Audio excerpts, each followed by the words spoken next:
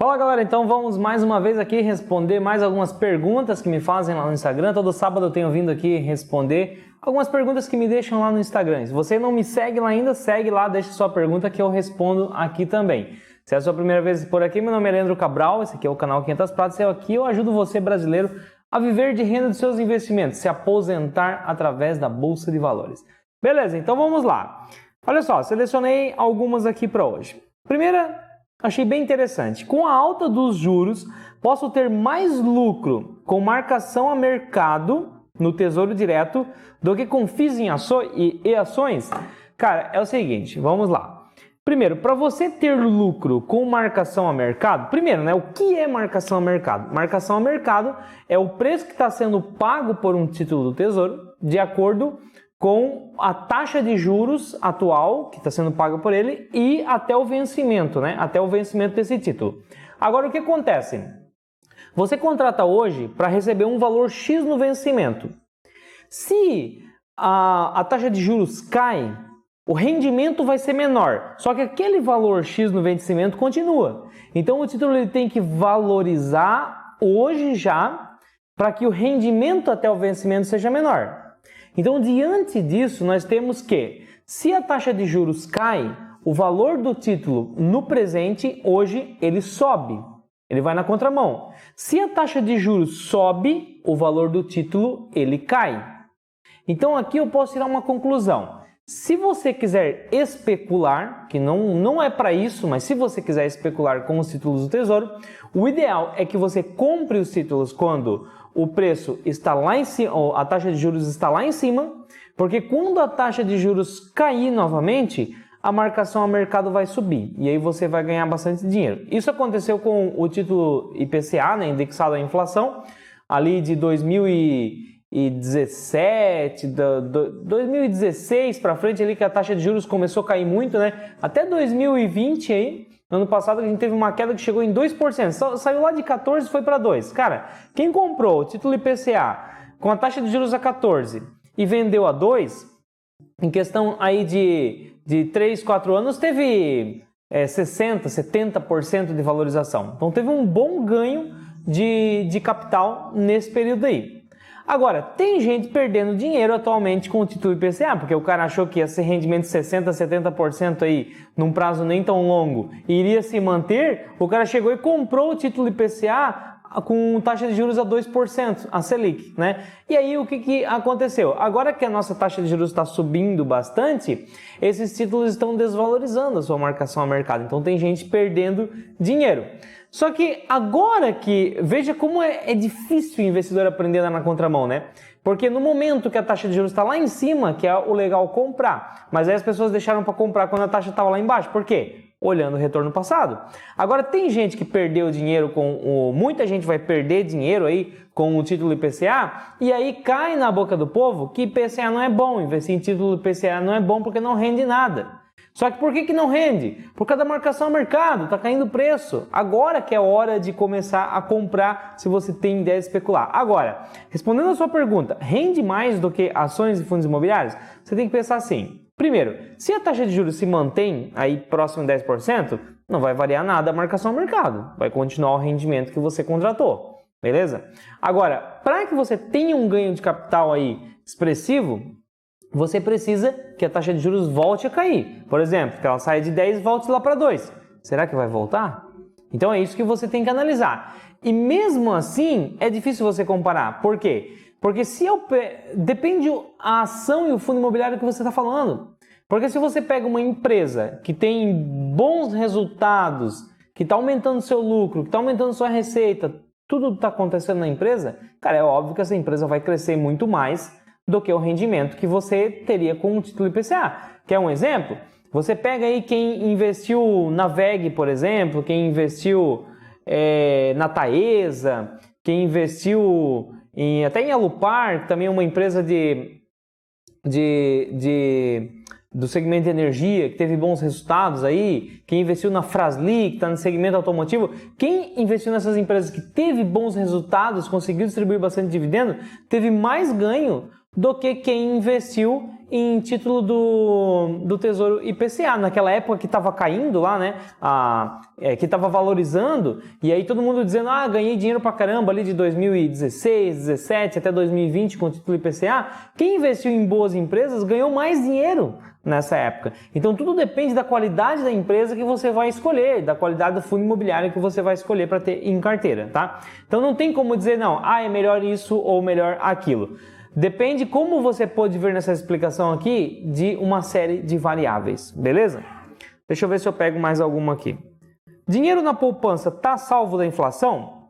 Olha, vários gráficos que comparam inflação com poupança mostram que não, tá? Mostram que a poupança, pode pesquisar aí, a poupança ela rende um pouquinho abaixo da inflação geralmente. Porque o que está mais próximo da inflação é a Selic, né? Ela é usada para controlar. A inflação subiu, a Selic vai atrás. Aí ela freia a inflação cai, a Selic cai também, para não desacelerar muito a economia. Então fica assim, a Selic correndo atrás da inflação o tempo todo. É assim que funciona a economia no Brasil. Só que a Selic, a poupança, ela é um rendimento que é um percentual da Selic, né? Dá mais ou menos ali 70% da Selic. Então, nem a inflação ela não corrige. Agora, tem outra coisa que a gente tem que levar em consideração. A inflação, ela é baseada pelo índice IPCA, né? O índice de preço do consumidor amplo, que tem uma série de falhas. Você pega e analisa lá a carteira, a composição do IPCA, como ela é formada. Às vezes, a sua inflação, a inflação doméstica, até já gravei vídeo, fiz post no Instagram sobre isso, a sua inflação doméstica, ela pode ser diferente da inflação do IPCA, né? Que é o nosso, porque o IPCA é o índice oficial do Brasil, tá? Agora, a gente pega aí, vamos imaginar que a gente monte uma inflação só de combustível, gás de cozinha, pimentão. Cara, a gente vai ter uma inflação de 40%, 50% no ano. Por quê? Porque a gente está falando das coisas que mais subiram. Agora, em contrapartida, quando a gente pega todo o gráfico do IPCA lá, a gente tem... aqui no meu Instagram, eu deixei no link da bio. Tem uma página que você vai direto lá para essa página onde tem a lista de todos os itens que compõem o IPCA. Você vai ver que lá na parte de baixo da lista tem alguns itens que caiu o preço. Então, se a gente forma um índice de inflação por esses itens que caíram o preço, a gente não teve inflação no Brasil no último ano. Então, veja que a sua inflação pode ser diferente da inflação real. Por isso que é complicado você botar fé só na poupança. Eu digo assim, que a melhor forma de você se proteger da inflação é você investir em empresas, investir em fundos imobiliários, investir em ativos reais. Porque o que é a inflação? É o aumento de preço das coisas, é a perda de poder de compra do dinheiro e o aumento de preço das coisas. Então o que você não pode é ter dinheiro, você tem que ter coisas, beleza? Porque se você guarda dinheiro, o dinheiro perde poder de compra e as coisas aumentam de preço, então você está andando para trás se você tem dinheiro na mão. Se você investe nas coisas, quando essas coisas se valorizarem, você está correndo junto com a inflação. Né? E o que é investir em coisas? Por exemplo, você comprar um terreno, uma casa, ações de uma empresa, ações de cotas de um fundo imobiliário. Você está investindo em coisas. Coisas que eu quero dizer são ativos reais. Melhor forma de se proteger da inflação. Beleza? Deixa eu ver aqui. O que mais nós temos? Leandro, as empresas estão na maioria apresentando resultados fantásticos. Por que o mercado bate tanto? Então, verdade, né? As empresas estão lá dando lucro, apresentando, lucros recorde em cima de recorde aí dos faturamento, receita, lucro das empresas. Por que o mercado bate? Porque o preço das ações no mercado, ele não é formado por um único indicador, principalmente no curto prazo. Ele é formado por uma série de fatores. Essa série de fatores faz com que a empresa fique mais descontada, mais cara, mais descontada, mais cara, no curto prazo. Agora, no longo prazo ela segue o lucro por quê? Porque por mais que ela fique um pouco abaixo do seu valor ideal, acima, se o lucro da empresa cresce, o valor ideal da empresa vai crescendo e ela fica oscilando o preço ali, acima e para baixo, vai crescendo junto. Então, o que são essa série de outros fatores que fazem o preço alterar? Por exemplo, a taxa de juros. Quando eu tenho taxa de juros subindo, muita gente tira o dinheiro da renda variável e leva para a renda fixa. Essa migração de capital faz com que o preço dos ativos caiam um pouco. Então, como o preço dos ativos, como essa migração desse dinheiro está indo para lá, o preço dos ativos cai. É por isso que mesmo as empresas tendo resultados bons, a gente vê uma queda na cotação. Esse é um dos fatores. Muito do preço de uma ação é por expectativa. Não é exatamente o que está acontecendo agora. O mercado tem expectativa do que vai acontecer com o lucro lá na frente, daqui a 5 anos, 10 anos. Então, a gente está entrando num cenário, no momento agora, de eleições. Isso interfere muito. Porque o mercado começa a ficar receoso com o presidente que vai entrar. Principalmente se as expectativas começam a ficar maior para entrar um governo de esquerda. Porque governo de esquerda geralmente não é muito pró-mercado, né? Então acaba dificultando um pouco mais as empresas quando entra um governo de empresa, né? Olha muito mais o consumidor do que o empresário. O governo de direita já a tendência, pelo menos, é que olhe um pouco mais para as empresas, geração de emprego e tal, e não seja aquela coisa tão voltada assim para o consumidor. Então o mercado ele gosta muito mais de governo de direita. Se as pesquisas começam a mostrar que um presidente de direita, mais pró-mercado, vai entrar, a tendência é que os preços subam. Agora, se um presidente começa a ganhar peso aí, é de esquerda, é anti-mercado, as ações começam a cair, tá? Então, são coisas que acabam interferindo aí na cotação, beleza? Por isso, então, que as empresas estão dando lucro e ainda assim estão apanhando aí nos seus preços, né? Vamos ver o que mais tem aqui. Pô, esse aqui eu achei legal. Você acha que a Globo, a Rede Globo, né, televisão, tem grande chance de dar calote no Vino 11? Então o Vino é um fundo imobiliário, né, que fez eu não invisto no Vino, mas eu dei uma lida por cima, assim. Ele fez uma negociação lá com a Rede Globo, pegou o imóvel da Rede Globo e tal, e, enfim, a Rede Globo está pagando aluguel agora para o Vino. Então você que é cotista do Vino, um dos inquilinos seu é a Rede Globo. E a gente sabe que, cara, se a empresa ela falir, não tem como pagar aluguel, né? Agora, eu vejo assim, ó, qual é a preocupação que você, como investidor do Vino, tem que ter? Se a Rede Globo falir, o que vai acontecer, né? O imóvel tá lá, o imóvel é do Vino. A Rede Globo não vai levar o imóvel embora. Então, a Rede Globo, tchau, sai daqui, esse não é mais seu espaço e acha outra empresa para botar no lugar, tá? Então, o imóvel não perde. Aqui a gente já vê uma redução de risco significativa. Agora, é claro que pode ter todo um incômodo até tirar a empresa de dentro, pode perder aquele dinheiro atrasado se a empresa entra em recuperação judicial e tal. E a gente sabe que a Rede Globo aí, né, não anda muito bem das pernas. Eu realmente não gosto da empresa Rede Globo e eu não assisto Rede Globo. Eu vejo que é uma empresa que ela está tentando se reinventar, né, tá indo para o digital. Tem lá o aplicativo Globoplay, por exemplo. Tem várias outras coisas que a Rede Globo está fazendo para tentar se reinventar. Mas eu vejo assim que a herança que ela deixou para a cultura brasileira faz com que eu não goste muito de assistir. Enfim, opinião minha, a gente já entra aí em outro assunto. Só que eu vejo que... Por que eu estou falando dessa minha opinião? Porque eu vejo que muita gente pensa como eu e tem se negado hoje em dia a assistir Rede Globo. E isso tem feito com que a empresa sofra, né? Sofra com seus resultados, não consegue mais cobrar o que cobrava antigamente para fazer uma divulgação, né? Porque não tem mais a audiência que tinha. Então tem que demitir os melhores apresentadores, os melhores artistas. Então tudo isso está fazendo com que a empresa está indo de vento em popa, ladeira abaixo, né? E até onde vai isso? Não sei. A empresa está tentando se reinventar. É tipo uma Cielo, assim, que era o top das galáxias, ninguém conseguia quebrar, de repente chegou a concorrência, chegou propostas muito mais interessantes, a empresa foi indo para baixo e sofre muito com a concorrência, né? Assim, ela ainda está conseguindo virar o jogo aí e se manter no positivo, mas a Rede Globo não sei até onde vai. Então, é um risco que se corre. Porém, depois que tudo passar, se a Rede Globo não der certo um dia, o imóvel do Vino continua lá, tá? Então tem que ver até que ponto isso te incomoda. Mas eu diria assim, diminuiria um pouco o peso do ativo dentro da minha carteira diante do inquilino, beleza? Vamos ver o que mais tem aqui. Visando dividendos, posso ter várias ações de um mesmo setor, já que a estratégia é só dividendos?